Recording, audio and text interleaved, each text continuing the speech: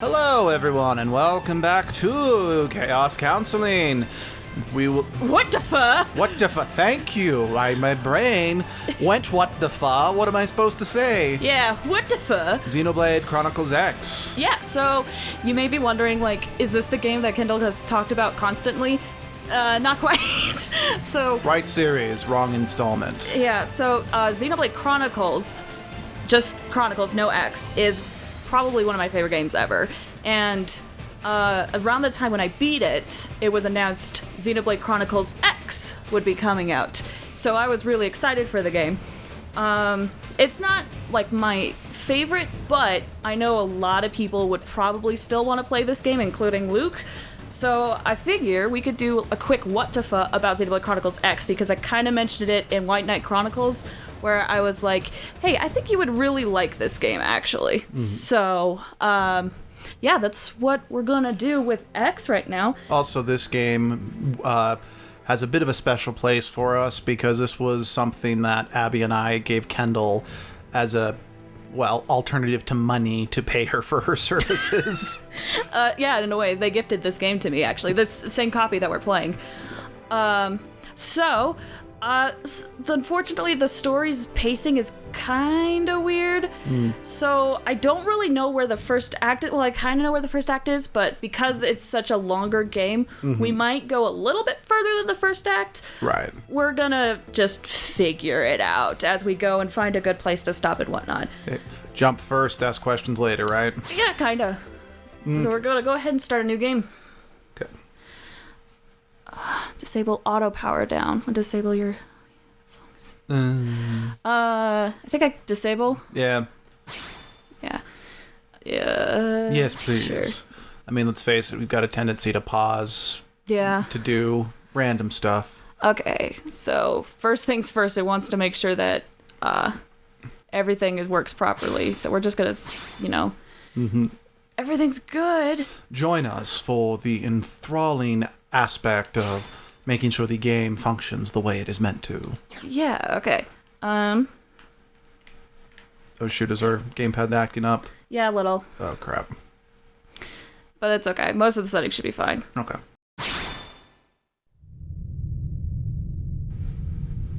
Welcome to Star Ocean. I mean Xenoblade. Never played those games, actually. I've only played the one for the Xbox 360, and I hated every minute of it. Yeah, I don't know. I have no opinions of it, so I'll just look into it later. To the defense of the series, that one, the only one I've played, is universally considered to be the absolute worst in the series, so... Oh man, I wonder if I couldn't enable subtitles. I'll find out.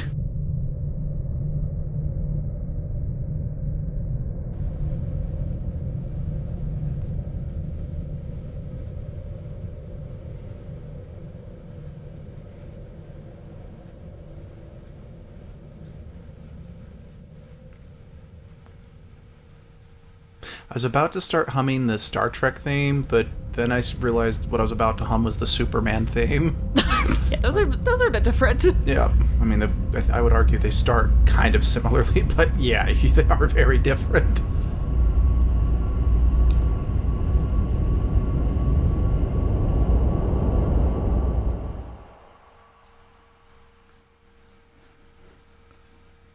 It's about to say, welcome to Mass Effect or Halo, but it's like, stop it. Stop comparing it to similar games in the genre and enjoy what's in front of you. Okay, and there's the logo from Destiny. Yeah, did I mention this game has sci-fi elements? did I ever bring that up? I do know that is something I've discovered about when I've talked about games with other people. They're like, this is bad, but this is good. Where I'm like, I think this is bad because it's not original. But it's like, but this was my first exposure to this genre. I'm like, all right, fair enough. So yeah, that's always unfortunate when I found I can't enjoy something because it's too similar to something I've already encountered, you know? I'm personally not like that. If it's something similar, it actually makes me want to like it more. July 2054 AD. The Earth was caught in a great battle between unknown alien forces.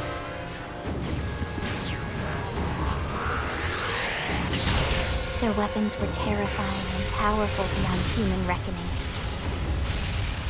Our planet was overwhelmed. Its surface reduced to ash and rubble in the blink of an eye.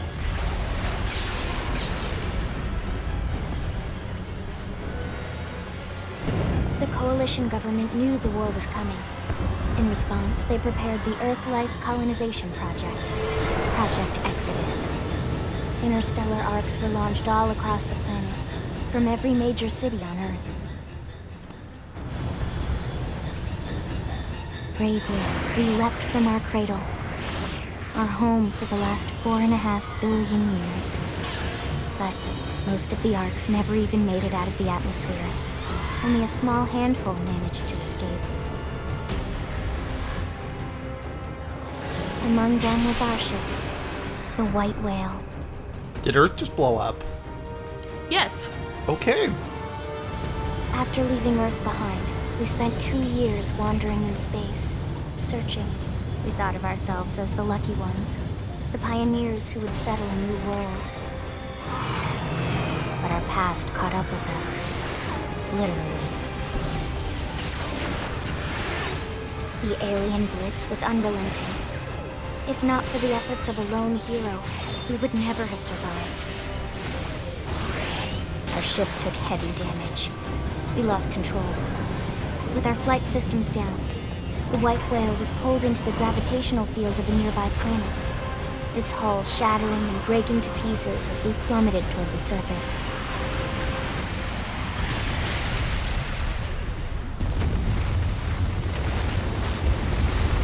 Is it sad that I'm thinking about all that poor natural land formation destroyed? Since Don't then, worry, there's plenty 2 of it. months have passed. So, I'm just going to throw this out there. I really, like, that dome that ejected from it really reminded me of the spaceship from Power Rangers Lost Galaxy, and I always like that aesthetic of, like, the ejectable dome in the event of an emergency. This was definitely an emergency situation for sure. So, perhaps I should clarify when I say about finding things that are similar and having trouble enjoying them. I'm going to give an example. I really don't like Tales of Vesperia because I feel of all the Tales games, it has some of the most noticeable similarities to Tales of Symphonia, which is my favorite game of all time. And so because I'm immediately comparing it to my favorite game when, for example, I think the main character is an absolute disappointment because I'm comparing it to something else I really like, it just becomes a bit more frustrating to me. That's kind of what I meant, because I'm the same way. I enjoy seeing things that are similar, because like that opening cutscene, I'm like, yeah, this does have a Star Ocean feel, or even that ship, and this game came out first, so it kind of reminded me of Mass Effect Andromeda spaceships. Yeah, I'm gonna... I really like the sci-fi elements that they have to this game, like, a lot. It's an interesting combination between fantasy and sci-fi. And honestly, I really like that. I've never really been able to get into the Final Fantasy games that utilize that, just because Final Fantasy's hard. Or it's just I don't have the time. I just don't feel like putting the time in. That was another problem I had with the Star Ocean game for the Xbox. It was like 4 discs long. Oh, jeez. It's like I got to the end of the first disc and I'm like, I don't want to keep going. That is a long game. You know, recently I actually played Link to the Past and beat it. That game was also hard, also real hard. Yeah, isn't that supposed to be like one of the hardest in the series, barring the first 2? You know, actually, it's the 3rd one, so yeah. You know, I have no idea but yeah, it was just like incredibly hard. Like I'm just gonna totally botch this character's appearance. I'm so sorry. Well, yeah, I totally botched the character in White Knight Chronicles, so I think we can forgive you. Are you sure? Yeah. We're gonna crank it to 11. Oh, so the first time I knew about this game because it was a sequel and Shulk was in Smash Bros, so my attention had been drawn to it. Yeah. But the first thing I ever heard anything about this game was it was in a censorship controversy video for Wii U games. Really? This game wasn't a... So I'm almost wondering if I want to know. Actually, it's not that bad, and it's one of those things that it's like, I'm largely okay with the censorship in this game, and I'll talk about the other one they talk about. They talked about 2 games. Fatal Frame, Maiden of the Dark Water, which was a Wii U digital download exclusive, and this game.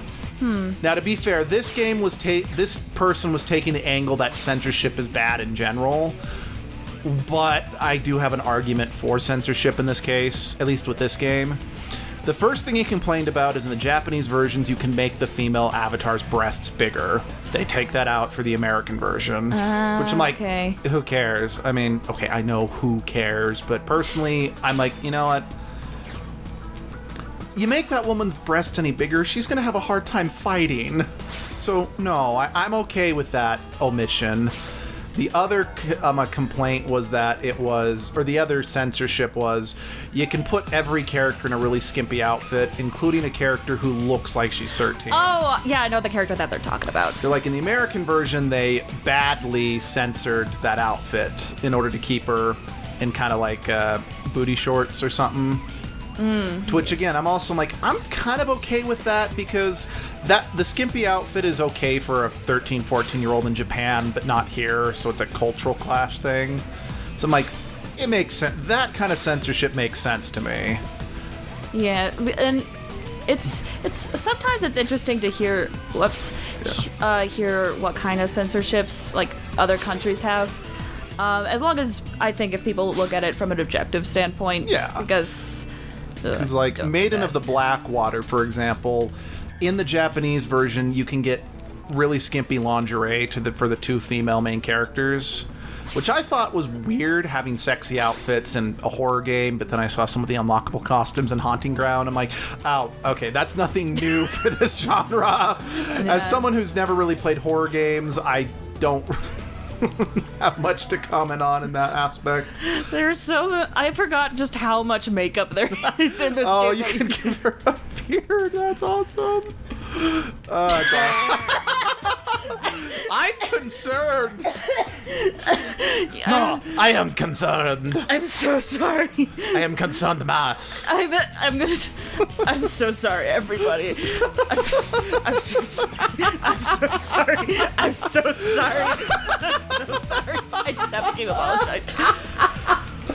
But what they did, and I can't do it. I can't do it. you're good. Don't worry about it. I can't do it. I mean, I flat out said no to something that Abby was like, you should totally do that for the main character. I'm like, no, I'm not going to do that. I can't take it seriously. I thought I would be able to.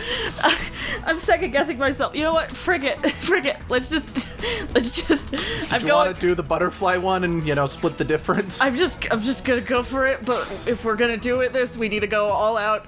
We need to change your hair to something that's way more ridiculous. I just don't know what that would be. You don't have the... I was hoping you'd have, like, the big Jersey Shore updo, but that's not in here. Probably in a different, the different woman ages. Oh, okay. Or but now we're gonna stick with this, I assume. I'm so sorry, guys. If you wanted a serious playthrough, I'm so sorry. Let me just make sure. I've lost my balance. But, okay, yeah, that's Mary, and then... Yay, we win. Yeah, okay. But the Maiden of the Blackwater, like I said, the Japanese versions had skimpy outfits, but the girls were also 15 in the Japanese version. Again, okay in Japan, not so much here. Yeah. Well, America, they replaced the skimpy outfits with a Zero-Suit Samus. Oh, sorry, I'll stop talking. It's okay. I'm getting wobbly. I'm just gonna go with it. Now, let me just make sure... But yeah, I can't believe I'm doing this! But they gave him a Zero-Suit Samus costume and a Zelda from Hyrule Warriors costume instead. Which I'm like, I kind of like that better as sort of a gag costume. But they also upped the character's age to 18. So at that point, I'm like, I don't know, you could have left the skimpy ones in because you already addressed the issue with underage pornography, for lack of a better word. But it's also one of those, it's like, I personally find the skimpy outfits unnecessary in the first place, but it's like, where do you draw the line? And quite frankly, I'm not qualified to make that I am indifferent for most of this stuff. Yeah. I kind of just take it as it's given to me, just be like, yeah, sure, whatever. I am so sorry. Last chance to change it. Oh my gosh. I'm doing this in hopes that we'll get some funny scenes out of it. I love the Xenoblade series, so I feel like I'm ruining it by doing this, but... Again, I only mildly like White Knight Chronicles, and I couldn't do something that silly, so if you want to preserve the dignity of your franchise, I won't raise any objections. When you put it like that, preserve the dignity of Xenoblade, makes it sound like I'm totally, like, burying it alive. We're doing it. We're just gonna go for it. Well, as long as we're talking about weird ways to phrase things, I saw a video. It was 10 like different Jedis who've beaten Darth Vader, and when they talked about Obi-Wan, they specifically said Anakin lost to Obi-Wan because he didn't respect the I think it was like respect the sanctity of Obi-Wan's high ground. Oh my gosh. I can't believe I can't believe I've done this. Oh my gosh. Well, time to live with my decision. Well, I mean, I let the men voice the female characters in Custom Robo. It was one of my favorite childhood games, so don't worry. Don't worry. We've all destroyed our child. It's okay. I'm doing this and hoping people would want to play this. 6, 5, 4, 3, 2, 1. I hope that sounded like a kazoo or whatever. That's what you were going for? That did not sound like a kazoo. I'm so sorry. How about an air horn? It was closer to an air horn. Or not kazoo. What's the thing you blow on and it rolls out like a lizard tongue or... Oh, shoot. I don't even know what those are called. I want to say it's like a party something. Yeah. Releasing hatch. Please stand clear. What?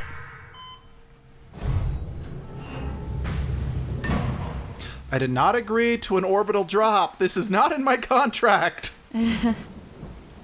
Hey there. Looks like you're all in one piece.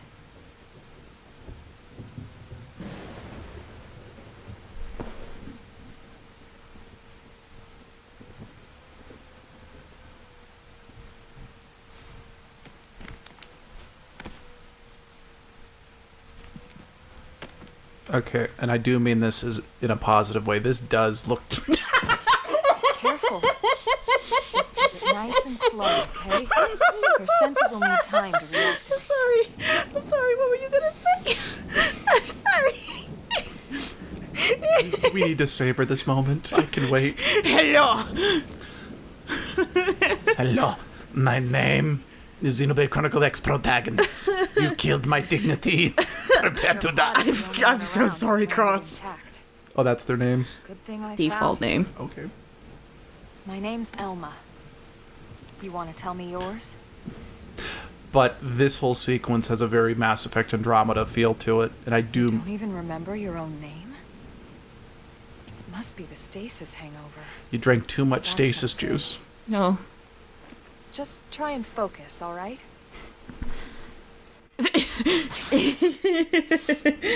Hello. My name is... Mustachio. Nigia. My name is... Am I really doing this? Evidently you are. Hello. My name is Nigia Montoya. That's terrible. Never mind. That's terrible. Hello. My name is... Mochi. My name is Tammy. My name is Kohai. That's terrible.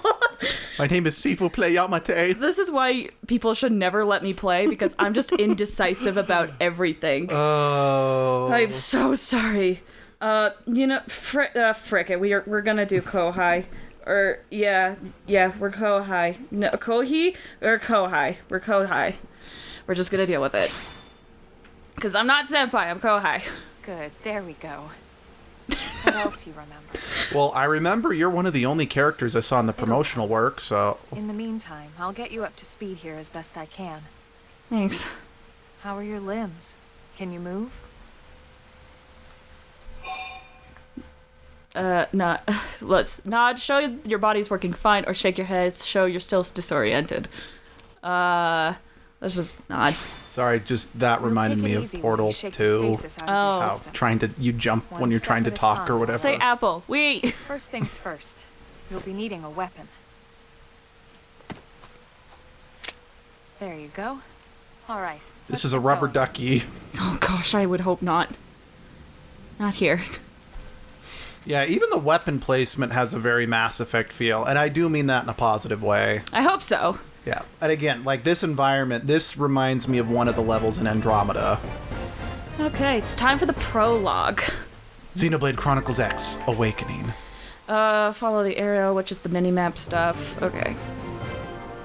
It has been years since I've played this game. For those who made it this far in the video, I'm on the last chapter of this game, and I stopped because school was getting hectic. And I probably should, like, get back to it, but, currently, like, it's kind of, my games are kind of all packed away, so I would have to play it later. So, is this, since the first one was more kind of like White Knight Chronicles-esque in its combat, but you got, did other characters have guns in the first game? Because...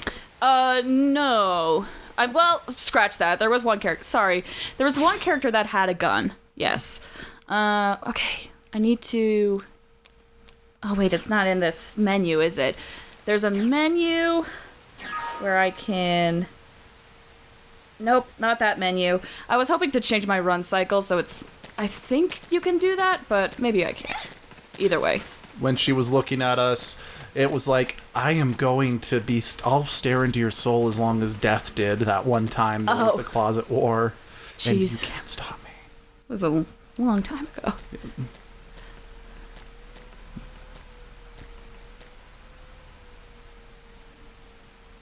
Most of the White Whale's life pods didn't survive the crash, like this one. You're one of the lucky few. Right. You don't even remember the White Whale, do you? Nope, I got amnesia. You know, the L002? The ship we escaped Earth on? You remember Earth, right? Planet Earth. Your homeworld. Or rather, it used to be anyway. They destroyed it to make way for an interstellar highway. Unfortunately, it was caught in a battle between two alien forces. Oh, two? And I missed that destroyed. part. Yeah, there were different types of ships. Yeah, I just assumed one of them was us. But, yeah, now I can see that that's not the case. Nope, two. It was a all-out war. Kind of reminds me of Ring the... any bells? Sorry. I can't remember Jack! Don't feel bad. It's one memory I'd like to forget.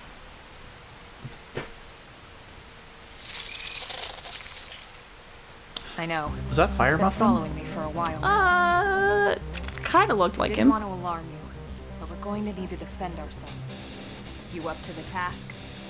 I could certainly try. So, this is something that Mass Effect has made me painfully aware of. Anytime there's, you know, an advanced game where there's super advanced armor, okay, I can see the similarities to the first game, but yeah, this is very different. Oh man, I need to change the cameras when I'm done. Okay, do it! Topple it. Boost up our morale. But I always noticed anytime that there's a game where the characters have armor that's skin tight, it always just sticks to the crack of the female's butt cheeks. So you can see it in all wonderful detail. You're not half bad. Thank you. There's plenty of work back in the city for someone who knows how to handle a weapon, you know. Show interest in fighting work, or we can look depressed at the idea of fighting Oh, work. but I spent all my life not doing anything. I don't do anything. I'm just gonna nod. Then you're interested. In that case, I might have just the job for you. Wait, I was only doing that to be But sarcastic. anyway, we can talk more details later. For now, let's keep moving. Okay.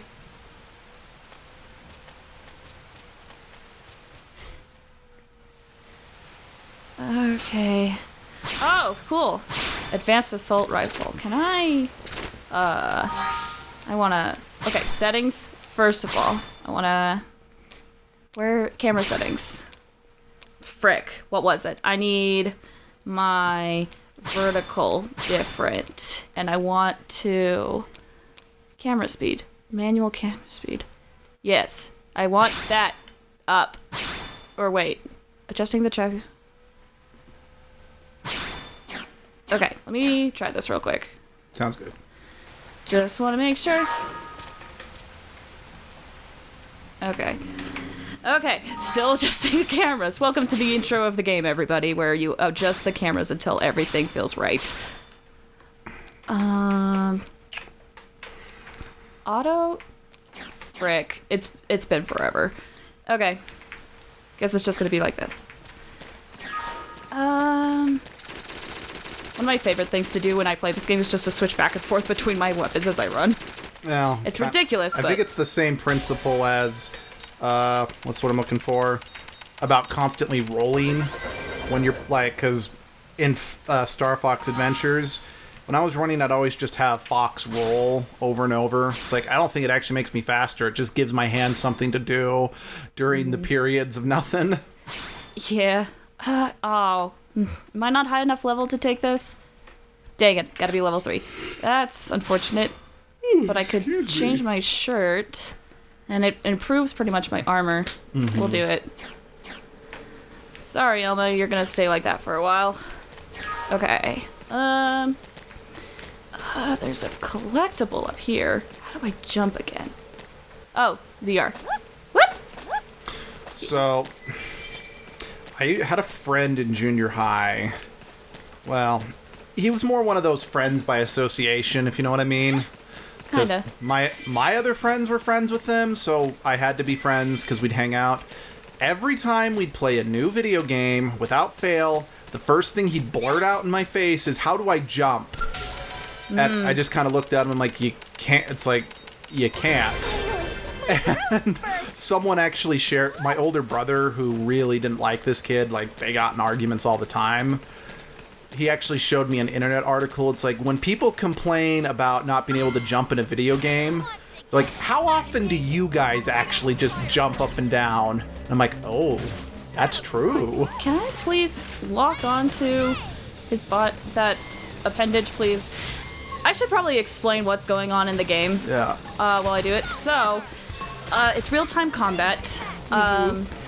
Sometimes enemies will have appendages on them, and if you focus on them and beat those appendages, they will like stagger. Right. And it weakens them for a bit. I kind of wish I'd explained White Knight's Chronicles combat while I was doing it. So in combat, you can use 2 different kinds of weapons. You can use a ranged. Well, it depends on the class you have, but right now you have a gun weapon and then you have like a knife weapon. Yeah. So you can vary what kind of moves you do.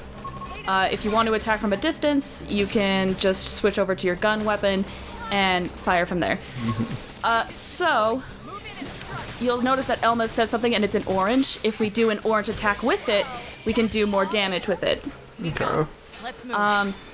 This is really helpful when you're like fighting a lot of... I've tried to explain this having not played this in years, so forgive me if I get some information wrong, but this is a good way to like do extra damage and try to stun or like get additional effects in combat. For example, I think I can... Let's see, not save. We're gonna go to social. Oh, I can't show that. Okay. But depending on what your party members say, it has like different traits or different boosts to them. So, since it specifically says social, is it like, I don't know, a Tales game or not a Tales game, like a Fire Emblem game that the better your friends you are with them, it unlocks certain powers and abilities? Kinda, but that's not... That's... it's for other things. This was more of a online game. One thing I forgot to mention. So down at the bottom we have our arts, which are like our attacks. Right underneath it, we can see things like the one I'm hovering over is called an assault hammer. It targets a single enemy and it does physical damage and inflicts topple. Topple is something that's covered in the previous game, but if someone does an art where it inflicts break, we can do the topple move, and then that'll cause the creature to be prone.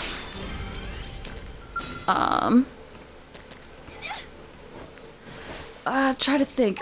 So you also have arts that can like do buffs. Like this one right here will give you a physical resistance up, which is great if you want to like, you know, if you're attacking a more physical enemy.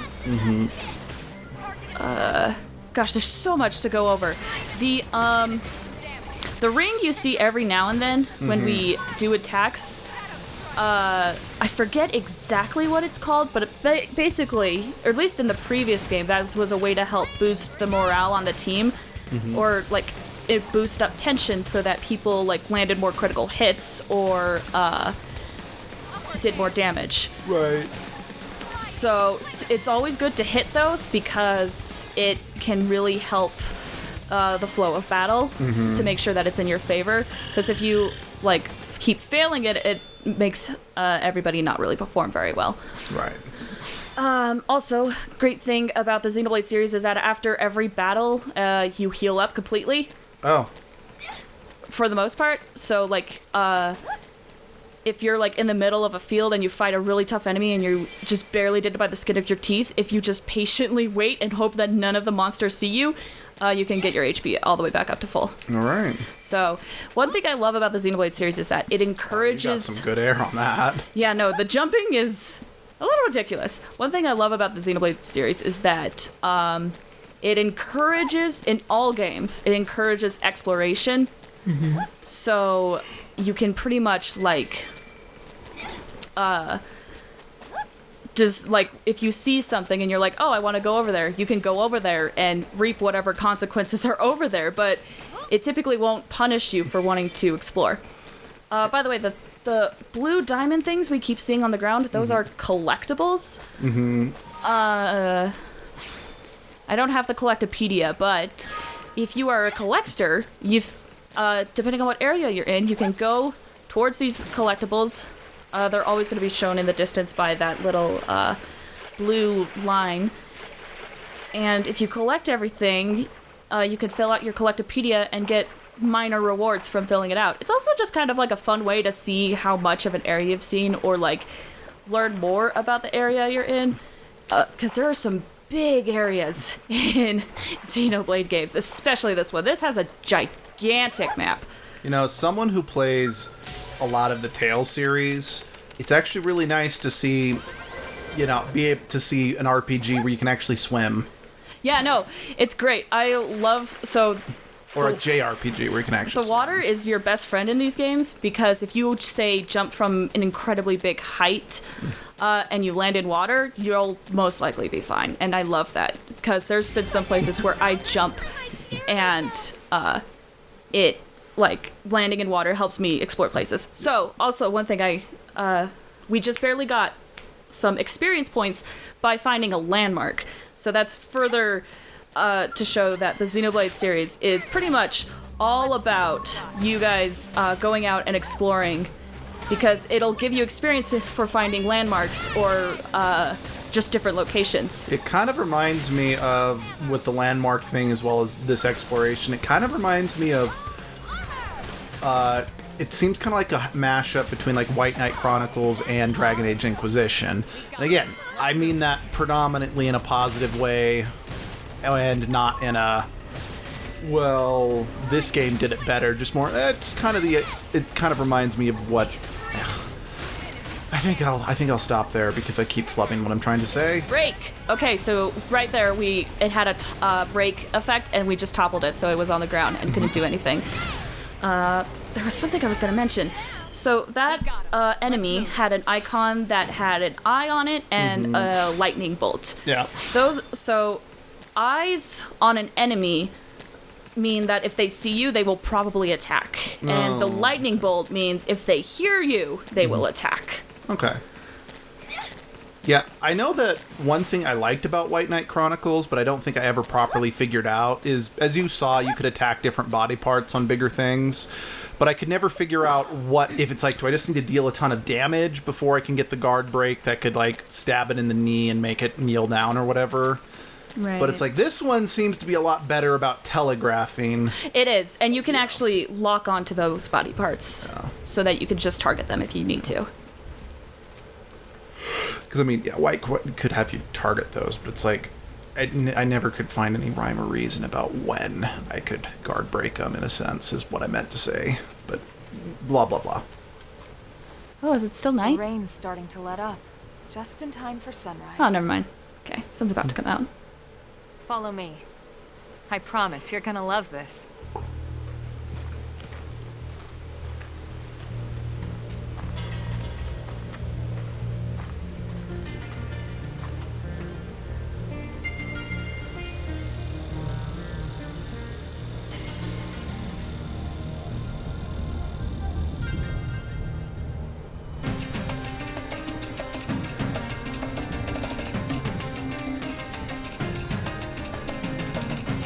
Yes, I did love that guitar. Oh, you mean the scenery? But no, all joking aside, that's very pretty. Oh yeah, like it's actually beautiful. And there, I am so impressed. Hi, bud. Okay, now this reminds me of Yeast.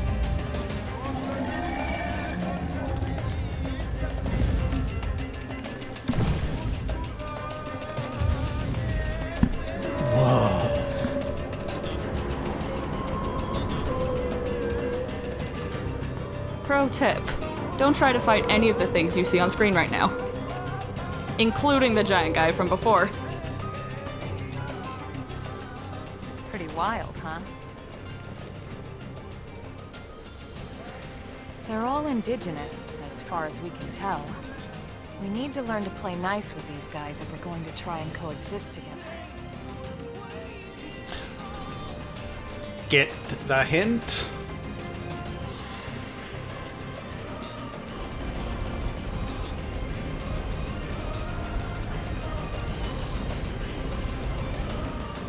Now those things have like a very God Eater look to them. There's so many monsters. Yeah. Again, those monsters remind me of something from a monster on a certain planet on Mass Effect Andromeda. Again, I feel bad constantly saying this looks like this from another game, but... Yeah, because to me these are all unique. Yeah. We call this planet Mira. You won't find it on any star chart. But it's our new home. Does this game take place entirely on this planet? Because I'd be okay if it does. It does. Cool. I'm okay with this. Recognize the habitat unit? That's where we're headed. Watch yourself. That first step's a doozy. We can jump if you like. You could handle the fall. But the indigents down there are another story. Some big, some mean, all nasty. Given our options, the high road here would be the safer way to go, relatively speaking.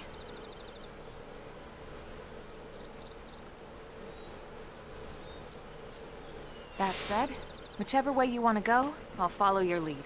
You decide. Phantasy Star. That's...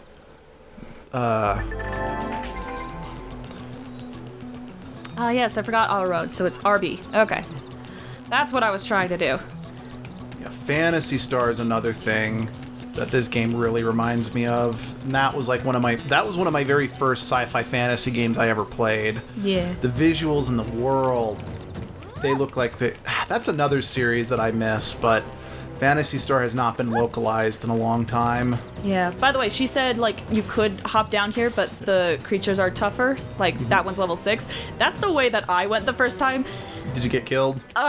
So, because I'm kind of knowledgeable in Xenoblade, I didn't necessarily die, but it was hard. For now, I'm just gonna run around the place. Oh, so... area discovered. Those yellow things you see on the map that I'm approaching that have like the symbol to it, they're kind of like investigation points. Okay. And if you are a certain level high enough in those points, you can look through them and find items. Okay, yeah, Mass Effect 1 had a very similar mechanic, actually. Yeah. So, I want to try to, let's see. Those guys are pretty big. Hello, we're never mind. Hello. I'd like to die, please. I want to auto run. Thank you. No, I want to say, visually, they don't look anything like them, but just the size of those things, like, it reminds... I had a roommate who basically spent 2 days fighting a single giant monster in Final Fantasy 13 on repeat. That was... Wait! Yeah, that size is impressive. Yeah? Yeah, so those things at the beginning were not for show. You can eventually fight those things. That's nice, actually. Yeah, like, pretty much anything that lives and moves, if you see it, it'll fight you. There's one area that I was in, and I was, like, trying to check out something that, I guess, I'm gonna say minor spoilers for this game. I was trying to check out something that was in the sky, so I was flying up, and I was like, this thing's interesting, and from the clouds emerged this gigantic creature, and it's a legendary creature, and it was like a level, frick, what is that place in Cauldra? It's like a level 80 or something, and I was like, ah! It freaking terrified me, and I died, by the way, and it sucked, because I lost my thing. Yeah, this game, again, in particular, really so... I had actually never heard of the Yeast series until I played Lacrimosa of Dana. But this game looks like more akin to what I wanted out of Lacrimosa of Dana than Lacrimosa of Dana gave me. Okay. You might actually like Lacrimosa of Dana. Maybe.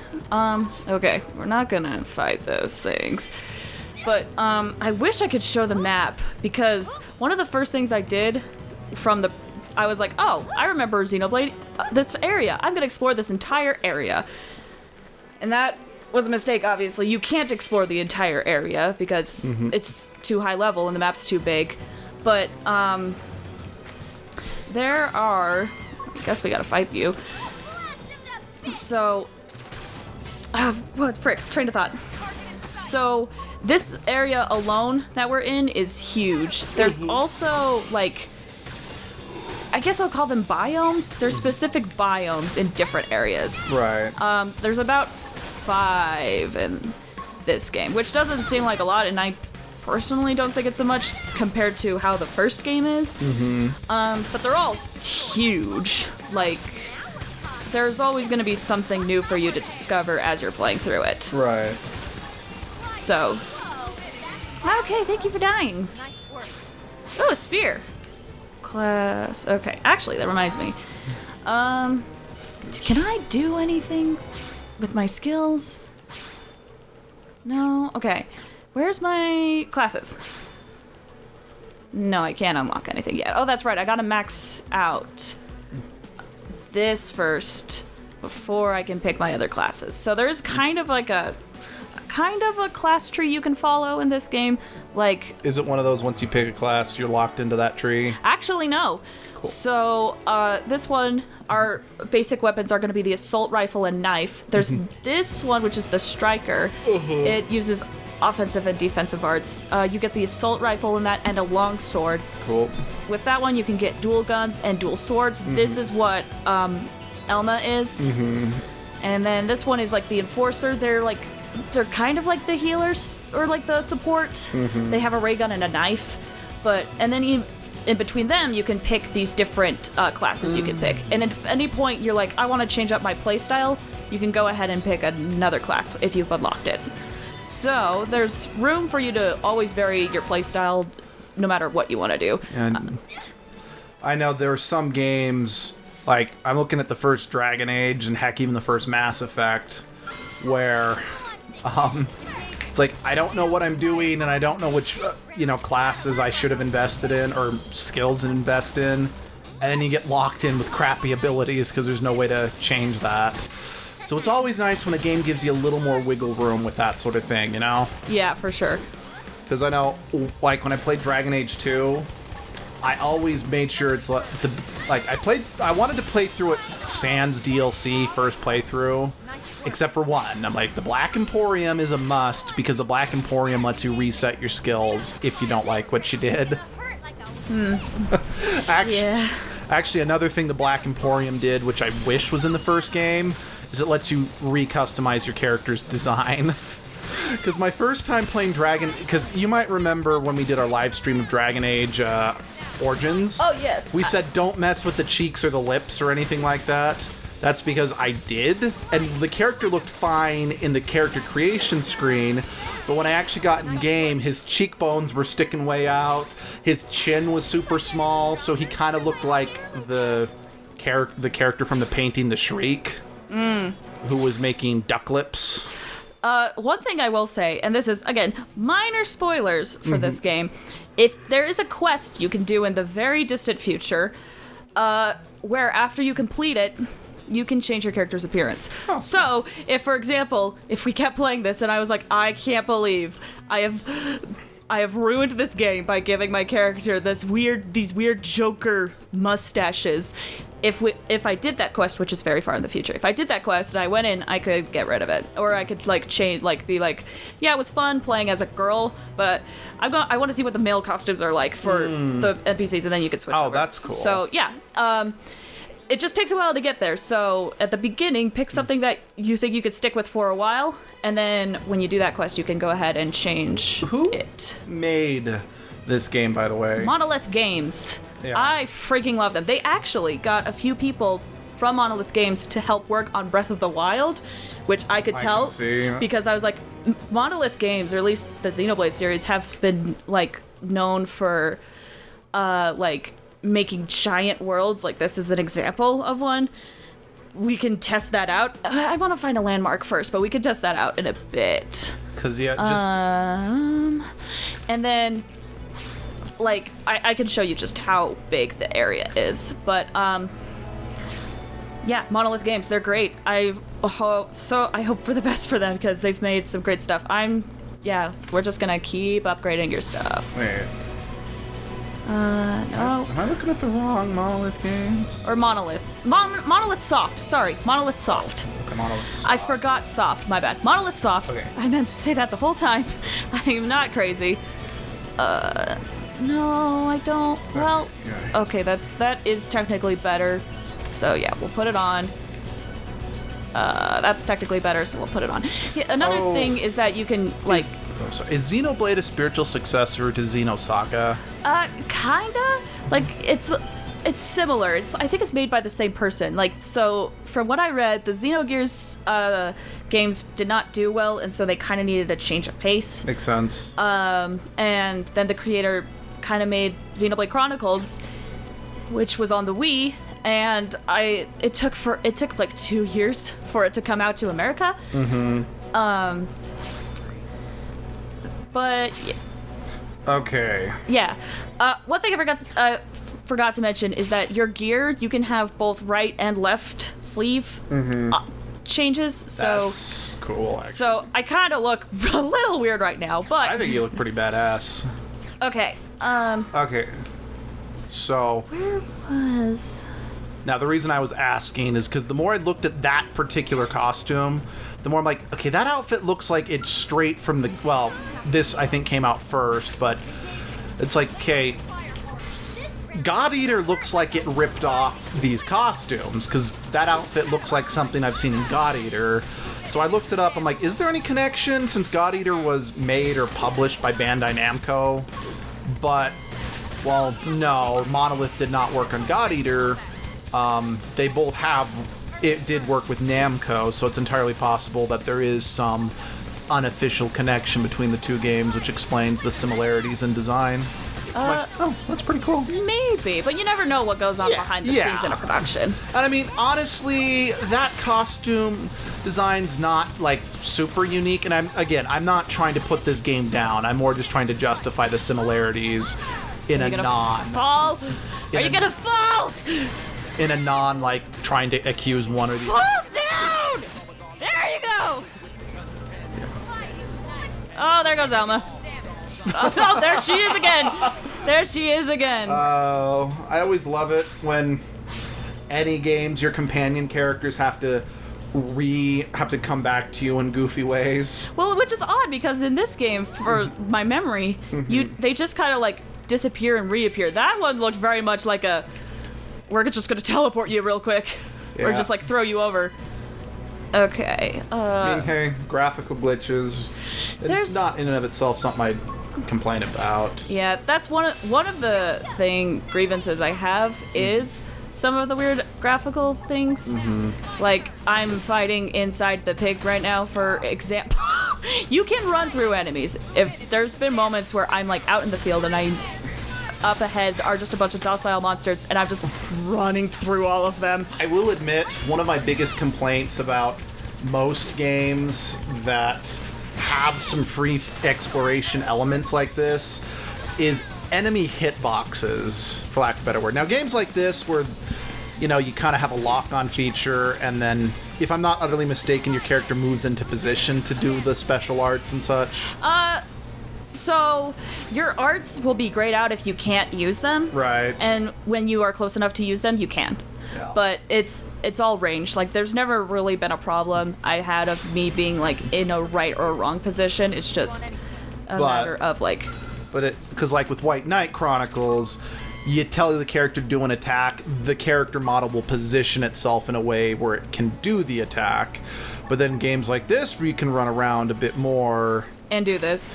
Yeah. You clip through the kit. I don't know. For me, it doesn't ruin immersion, per se. But then again, I've never been the most immersive with gameplay, you know? Because, like, as an example, a lot of people have said that they can't get some of the better outcomes in the Mass Effect series because they were deeply role-playing, you know? And it's like, well, it makes sense for me to do the Renegade option here, but the Paragon option here, maybe do the neutral option there, you know? The problem with that is the game is designed to reward going all Renegade or all Paragon. So it's like, yeah, I kind of forego immersion in that aspect because I want to make sure that I can save as many lives as I can, you know? Yeah, like... So, obviously, my complaints are not going to be the ones for everybody. But as you saw with, like, the giant monster, if you try to go through them, if they're bigger than you at, like, a certain level, you get backfired because they're giant. Right. So, it is nice, though, that the hitboxes are pretty lenient in the game. Yeah. If you can... Yeah, I mean, that's fair. Yeah. Again, I guess... Oh, that's a 21. Ah, frick. And I guess I wasn't trying to complain about hitboxes. I'm more just musing about them was more my intent, if you know what I'm saying. Yeah, so, fair warning. The eyeballs, if they see you, they'll attack you, right?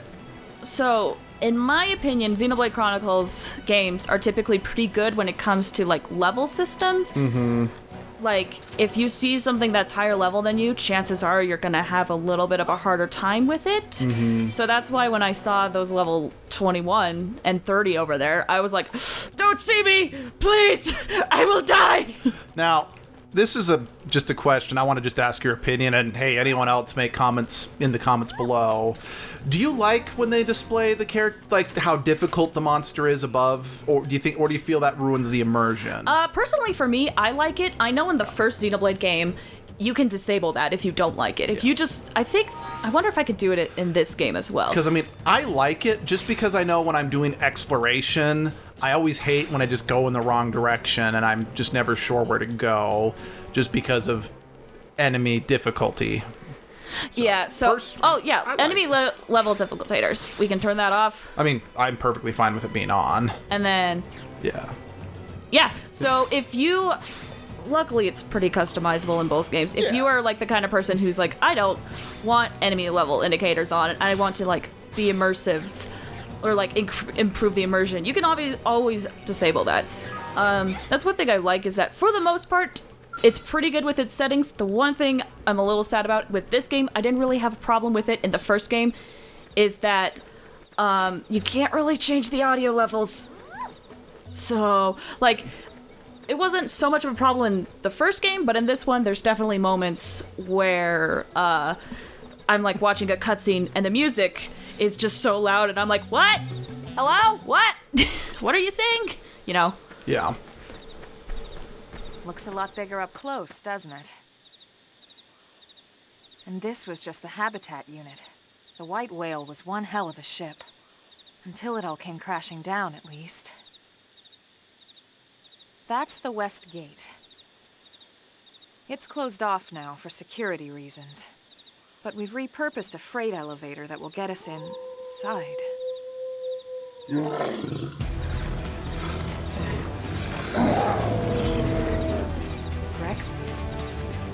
Wild.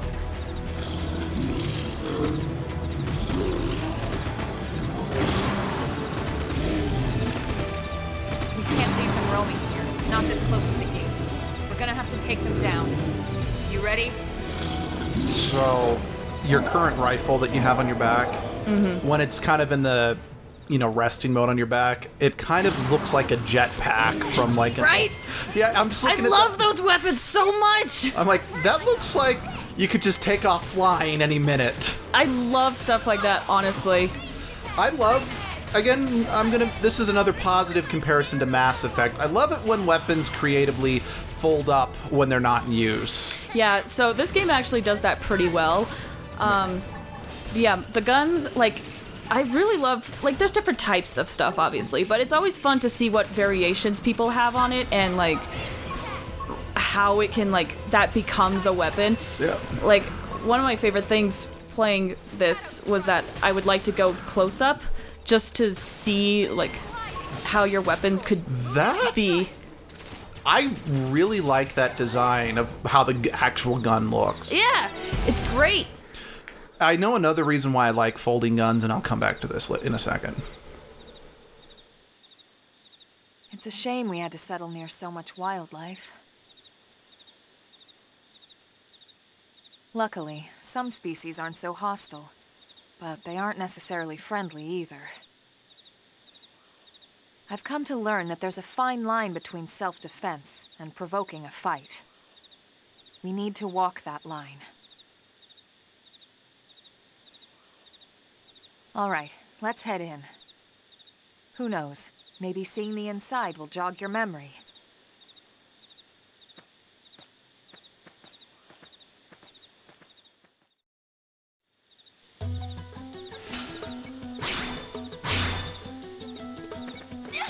So, one thing that's interesting with this is that I've gotten into some interesting situations where I'm like, for example, this cliff face, I'm like, I want to get up there. And I'm like, Okay, can we just take the time to appreciate that moon? I mean... That moon, yeah? Both moons. I mean, come on, they're gorgeous. I mean... It's beautiful. Like, it's beautiful. I mean, the sky is one of those things that I've seen a lot of... Okay, all the moons are pretty. The sky, I've noticed in some games, seem like something that they don't put as much love or attention to, or it just doesn't seem as detailed, because, I mean, it's the sky. Yeah. But I really want to appreciate the effort put into this moon. I just want to appreciate that... Okay, again, I love the Tales series, but I hate the fact that the worlds you explore don't feel as alive, because they're just monsters running around, rather than just you seeing animals just doing their thing that are enemies you can fight. Or even in Final Fantasy 15, as little as I've played it, it feels less like animals are walking around doing their thing and more just monsters hanging out in clusters for you to fight. I mean, the reason why Ys I did kind of like, at least in some of the... again, speaking specifically about Lacrimosa of Dana... I'm not here! I just want to grab these collectibles! Is in some of the later stages when you came across, for lack of a better word, the dinosaur monsters, they did seem a lot more like just animals doing their thing, because they were some of the only monsters you could fight that wouldn't just attack you on sight. I also kind of feel that this sort of... Now, I've only played one Monster Hunter, and it was Monster Hunter World, and to be honest, I was so bored with that game. I did not enjoy it. I've always wanted to play those games, but, I mean, that's for another topic at a different point in time. Yeah. But again, like, the environments, 10 out of 10, and this is great. No, like, in my opinion, the environments are always... Whenever we get to Xenoblade Chronicles, I might ask... because... In my opinion, the first areas are beautiful, but they're not as great as the later areas. If we ever get to the original Xenoblade Chronicles, I might ask Abby if I could quickly load up her file to just show some of those more later areas after we get past a certain point. But the environments have... Like, one thing that I've always loved in the Xenoblade series is just walking around in the world. And this is true for all of the games. And I mean... I can already tell I'd probably really like this game in particular. I think you would too. Because, honestly, I own, like, a series of getting trapped on a desert island type games, because I always like the idea of... Are you gonna load? I'm sorry. You know... No, there you go. getting, trapped on an island and, whatever, but I kind of feel replace island with planet, you got the same idea here. But one of my biggest complaints about most of these different things is that the world doesn't feel alive, or in the case of the Lost and Blue games, they're too realistic for their own good to the point where I don't find them fun. Or The Sims 2 Castaway is just kind of boring. Or Lacrimosa of Donna, the aspects that I really like about being trapped on an island just start losing their value after a while. Got it! Sorry. I mean, heck, the reason why Mass Effect Andromeda is my favorite Mass Effect game out of the whole franchise is because you are going to an alien, unexplored galaxy, and colonizing these different planets are one of the main driving forces of the stories. Now, that being said, as much as I love Andromeda, the environments don't feel alive like this, but that's because you're going to a bunch of different planets, so... Ah, dang it. By the way, go ahead. I was just gonna make an agreement that, yeah, the environments in Xenoblade games, all of the Xenoblade games, in my opinion, are just always so solid. Usually, there's a rule that There's a rule that this content creator I follow said one time when he did a Let's Play of Xenoblade Chronicles, and it is, if you can see it, you can go to it. Including that thing! And I know that was one of the things that Skyward Sword was trying to break when it came to Zelda games, where they wanted to have the, if you can see it, you can go to it as well. Yeah. Also, I really liked this part. You can't do this in the first game, but when you talk to people, you can still adjust the camera. So if you wanted to, like, see what they looked like, if you were, like, far out because you were, like, looking at the world and you see someone, you're like, hello, stranger, how are you? Have you just woken up? By the time I'm sure you're dying to get home and take a shower. Fortunately, the West Gate is closed at the moment. If you want to enter the city, we have to go to the elevator.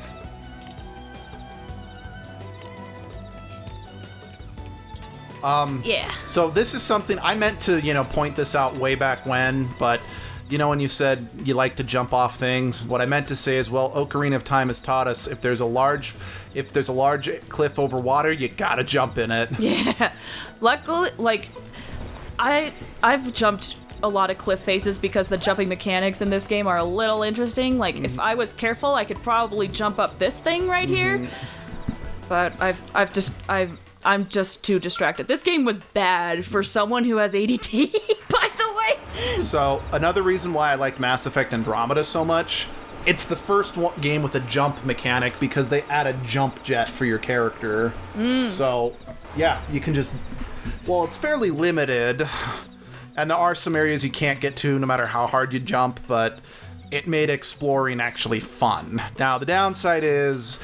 Like I said already, the environments themselves aren't as fleshed out and don't feel as alive as this environment does. Yeah. Again, okay. I will defend Andromeda till I'm blue in the face, but I am aware of the complaints that exist about it. Long story short, play Xenoblade, please. And BioWare, give me more Mass Effect, I'm begging you.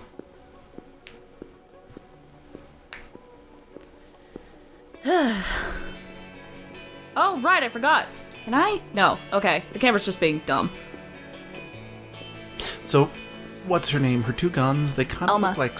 Elma. Her guns kind of look like those scarf tabard things that medieval knights would wear on their backs right now, the way they're folded up with the points. Also, I love Elma's outfit, just by the way. I'm so worried about her feet with those heels. Well, here we are. Not too shabby, huh? For a giant beached spaceship, anyway. But, like it or not, this place is our home now. Besides, beachfront property. We took the name from the city it was modeled after back on Earth.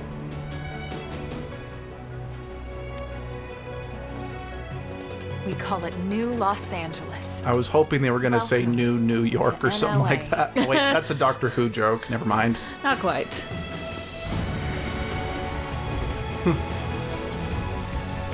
Was that a United States thing? Was that added for the American version, or? I don't think so. The place is called New LA, I'm pretty sure. Oh. Together, we resolved to forge a new way of life here on Mira, come what may. Guys. New LA Cat! is The camera just beautiful shakes with a land for cat. ourselves. Truth is, we were adrift, heading into the unknown.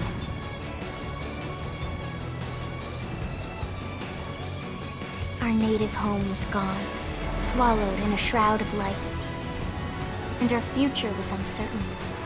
We had no idea what fate lay in store for us. Only that we had to keep living in order to see it. Yeah, again, I'm not a Star Ocean expert, but this really kind of feels like the Star Ocean game we never got. From, again, what little I have no input. Yeah, again, sorry. When I'm making these comparisons, I'm doing them positively. I will take your word for it. One thing I do love, and again, this is true in any game, even tabletop games, when like this house is this many people, and it's like, okay, but how small it is in order to make sure that the game runs smoothly, there's no way that many people are living here. Yeah. Do I want it? Well, it's saved, so I guess we'll save. Yep. So technically that's where the first act is. All right. But like, do you think that feels complete? Because I don't. I do, but that's because I don't know what's coming. Yeah, so I think I don't know, how long have we been going for? Yeah, over an hour? Yeah. Ah, jeez. How about a quick tour of the facilities to refresh your memory?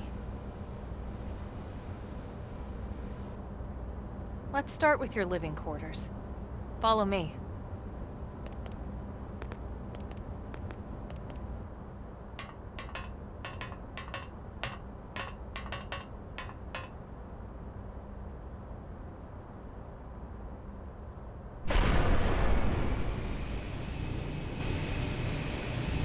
Brave citizens of New Los Angeles, good day. This is your Director General, Maurice Chausson. Today, I once again come to you with news I am truly delighted to share. Yesterday, we repatriated 10 more White Whale crew members. These fellow pioneers will rejoin our ranks as citizens of NLA, bringing with them skills and know-how that will bolster our ability to survive and indeed flourish here in our new home. This, of course, is only the latest success in our continuing efforts. Director General? Part of my Since when? initiative for the rescue and recovery of 2 days all ago, our ma'am. brothers and sisters. I stand here truly From political aide to Director General in just a few weeks. At this rate, he'll be Emperor by next month. for a better NLA and a better Irina? Gwyn? Nice work out there, ma'am. So that whole he'll be emperor by next month, it reminded me of the Nostalgia Critic movie To Boldly Flee, where the character or the critic Phaelus kept promoting himself in between scenes. Oh. Till finally the crew declared, it's like, all right, so your current title is too long, so we're promoting you to Jesus. Like, okay, I should be horribly offended by that, but that was still kind of funny. The three of us were in the Coalition forces together. Specifically, the Special Operations Heavy Armor Training Unit, aka the Skeleton Crew. Hello, Skeleton. You are my... I was a colonel and Irina a lieutenant. Gwyn was a more recent recruit. Of course, I keep telling them we don't need those old ranks anymore now that we're here. You're still Colonel to me, ma'am. No reorg will ever change that. And that's not about chain of command either. It's about respect. You've earned it. And the award for Best Ass Kiss goes to... Oh, Gwen. What a Both dick. commands are necessary He's if I actually thought fine. I'd It's listen. just this is a bad impression of him, I think. Was one of the survivors, ma'am? At least I think so. It's been years! The survivor. I only found a single pod intact at Starfall Basin. Wait, what? What happened to 10 more crew members? Come on, seriously. Chausson was never one to let the truth get in the way of a good speech. Still, every last survivor counts. You can call me Arena. I'm with the Interceptors. Me too. Same division. You can call me Mr. Evans. Or just Gwyn. All right, ma'am. We should be getting back to work. Until next time, Colonel. Right. We should be going too. The administrative district isn't far. That's where you'll be calling home.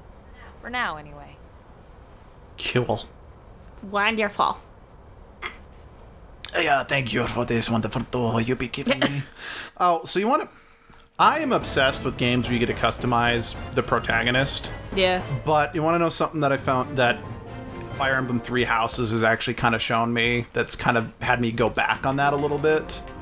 So in Three House, so ever since Fire Emblem Awakening, and I guess technically the first one they did this was Fire Emblem Heroes of Light and Darkness, which was never localized. There's been a customizable character, whether it be the strategist or a full-on main character. But in Three Houses, you get to decide the character's gender, but you actually don't get to change their hair, skin color, etc. And at first I was a little disappointed about that, because I always liked the customizable protagonist.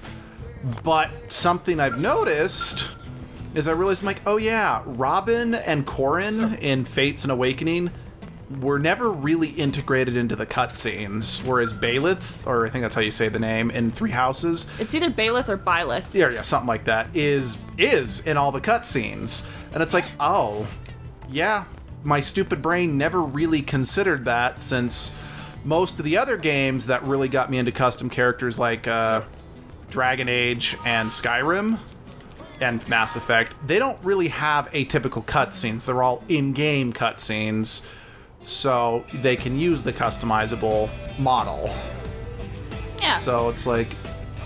It's sometimes I like not having the customizable model, just because you get more emotion from the cutscenes. Now, what I find funny is that even though Baelith, and I'm just going to refer to Baelith as that from this point forward, or as the Three Houses main character as that, despite the fact that you can't change Baelith's appearance, just their gender and their name, they don't talk. Like, Robin and Corrin, despite both of those being fully customizable, talked way more than Baelith does. Which, again, I'm not complaining, I just find it kind of interesting. Yeah. So you said that seemed like a good first act? Mm-hmm. Do you think so? Okay. Yeah.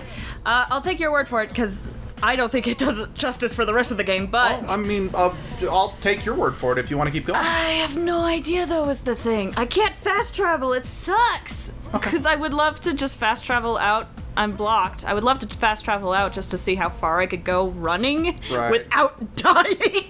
Right. But that's too late for that. But if you think that's a good first act, we'll just... I think that's a great first act. We'll just stop it there. I'm interested. Yeah, I highly suggest you guys check out this game, because, I found a copy. After Abby goes... Before you stop anything. Yeah, I need to do... We gotta finish everything off, but...